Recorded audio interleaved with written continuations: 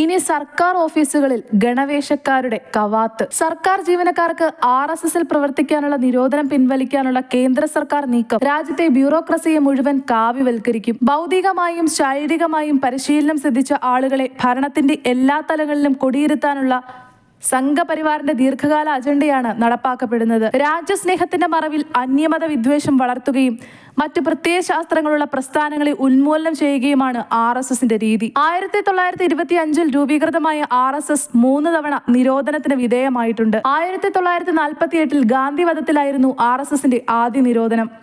പിന്നീട് 1975 അടിയന്തരാവസ്ഥയെ തുടർന്നായിരുന്നു രണ്ടാമത്തെ നിരോധനം. 1992 ബാബറി മസ്ജിദ് തകർത്തതിന് പിന്നാലെയായിരുന്നു മൂന്നാമത്തെ നിരോധനം. 1948 ഗാന്ധി വധത്തെ തുടർന്ന് ആഭ്യന്തരമന്ത്രിയായിരുന്ന സർദാർ വല്ലഭായ് പട്ടേലായിരുന്നു ആദ്യമായി RSSനെ നിരോധിച്ചത്. നമ്മുടെ രാജ്യത്ത് പ്രവർത്തിക്കുന്ന വിദ്വേഷത്തിന്റെയും അക്രമത്തിന്റെയും ശക്തികളെ വേരോടെ പിഴുതെറിയാനാണ് നിരോധനമെന്ന് പട്ടേൽ പറഞ്ഞു. രാജ്യത്തിന്റെ സ്വാതന്ത്ര്യത്തെ സംരക്ഷിക്കാനാണ് RSSനെ നിരോധിക്കുന്നതെന്ന മുഖവരയോടെയാണ് പട്ടേൽ എന്ന് നിരോധനം പ്രഖ്യാപിച്ചത്. ഹിന്ദു മഹാസഭയുടെ ഭാഗമായി തീവ്രവാദി സംഘടനയ്ക്ക് ഗാന്ധിവധത്തിൽ പങ്കുണ്ടെന്ന് പട്ടേൽ അസന്ദിഗ്ധമായി പ്രഖ്യാപിക്കുന്നു. ഭരണഘടനയ്ക്കും രാജ്യത്തെ നിയമവ്യവസ്ഥകൾക്കും വിധേയമായി പ്രവർത്തിക്കണമെന്നുള്ള ഉറപ്പിന്റെ അടിസ്ഥാനത്തിൽ 18 മാസങ്ങൾക്ക് ശേഷം നിരോധനം പിൻവലിക്കുകയായിരുന്നു. 1974-75 കാലത്ത് ഗുജറാത്തിലും ബീഹാറിലും ജയപ്രകാശ് നാരായണന്റെ നേതൃത്വത്തിൽ നടന്ന സമ്പൂർണ്ണ വിപ്ലവം എന്ന അക്രമ സമരത്തിന് പിന്നിലും RSS തന്നെയായിരുന്നു. അടിയന്തരാവസ്ഥ പ്രഖ്യാപനത്തോടെ വിവിധ മത രാഷ്ട്രീയ തീവ്രവാദി സംഘടനകളെ നിരോധിച്ചപ്പോൾ അക്കൂട്ടത്തിൽ RSSും ഉണ്ടായിരുന്നു.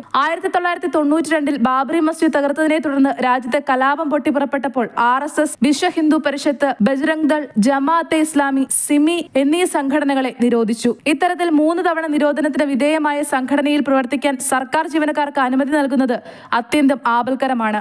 സാംസ്കാരിക സംഘടനയെന്ന വ്യാജ അവകാശവാദം ഉയർത്തിക്കൊണ്ടായിരുന്നു RSS അതിന്റെ വർഗീയ തീവ്രമുഖം മറച്ചുപിടിച്ചത്. ഭരണത്തിന്റെ എല്ലാ തലങ്ങളിലും RSS നുഴഞ്ഞുകയറ്റം വ്യാപകമായപ്പോൾ 1966 പ്രധാനമന്ത്രി ഇന്ദിരാഗാന്ധി സർക്കാർ ജീവനക്കാർ RSSൽ പ്രവർത്തിക്കുന്നതിന് നിരോധനം ഏർപ്പെടുത്തിയത്. 58 വർഷം പ്രായമുള്ള ഈ നിരോധനത്തെ ജൂലൈ 9 ഉത്തരവിലൂടെ ഇല്ലാതാക്കി. 6 വർഷം അടൽ ബിഹാരി വാജ്പേയിയും 10 വർഷം നരേന്ദ്രമോദിയും ഭരിച്ചപ്പോൾ നീക്കം ചെയ്യാത്ത വിലക്ക് ഇപ്പോൾ എടുത്തുകളയുന്നത് BJP-RSS ബന്ധങ്ങളുടെ ചരട് പൊട്ടിയത് മൂലമാണ്. ലോക്സഭാ തെരഞ്ഞെടുപ്പിന് ശേഷം BJP നേതാക്കളും RSS നേതാക്കളും തുറന്ന പോരിനിറങ്ങിയിരുന്നു.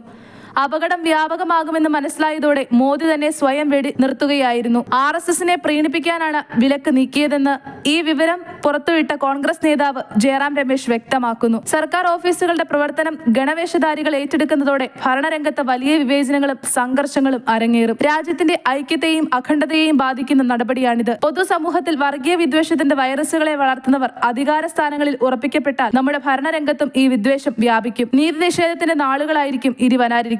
ബ്യൂറോക്രസിയെ നിയന്ത്രിക്കുന്ന തരത്തിലുള്ള അവകാശങ്ങളും അധികാരങ്ങളും ഗണവേഷധാരികളുടെ കവാത്തും കുറുവടിയും കൊണ്ട് സർക്കാർ ഓഫീസുകൾ മുഖരിതമാകും.